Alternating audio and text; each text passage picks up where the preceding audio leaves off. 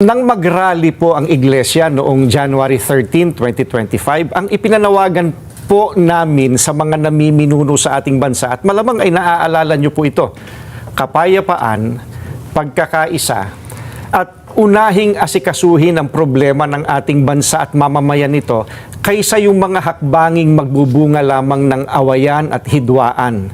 Dahil alam naman ng marami po na ang mga ito pawang pamumulitika lamang.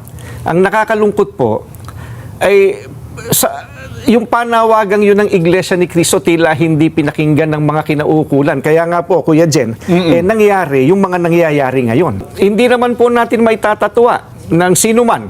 Matindi ang pagkakabahabahagi ngayon ng mga nasa gobyerno hanggang sa ating mga mamamayan. Hindi lamang tayong mga Pilipino ang nakakaalam na hindi tayo nagkakaisa. Ang nakakalungkot, maging ang mga taga-ibang bansang nagmamasid sa kaganapan po rito ngayon sa Pilipinas, alam na alam nila, hindi nagkakaisa. Ano po ba ang posisyon ng Iglesia ni Cristo sa usapin tungkol po sa dating Pangulong Rodrigo Duterte? Ayan po, we come to the crux of the matter. Yes po, po, opo. Para po sa mga kababayan po natin, ang posisyon po ng Iglesia ni Cristo ay ito. Kung ano ang tama at kung ano ang nasa mga batas natin, yun sana ang dapat pairalin. Huwag po itong pilipitin para umayon sa nais ng sinuman. Hindi po sumasang-ayon ang Iglesia sa anumang hakbangin na hindi naaayon sa mga batas ng ating bansa.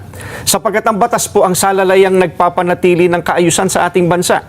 Kapag ang batas ay binaliwala, ay nagbubunga ito ng kaguluhan, hidwaan at kawalang hustisya. Alam niyo po iyan. Sino mang Pilipino o mamamayan ng ating bansa na may ginawang paglabag sa ating mga batas, dito dapat litisin sa ating bansa. Bakit po? Sapagkat gumagana naman ang sistema ng ating hustisya.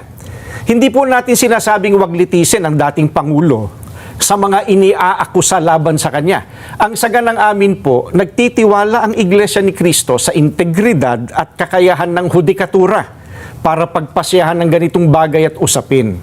Ang mga hukom natin ay may kakayahan po na gampanan ang kanilang tungkulin, na ipataw ang tamang hustisya at pairali ng katarungan sa lahat ng sandali. Kaya, hindi natin dapat isuko ang soberenya ng ating bansa sa iba. Yan po ang posisyon natin. Ayun, malinaw na malinaw. Ano ha?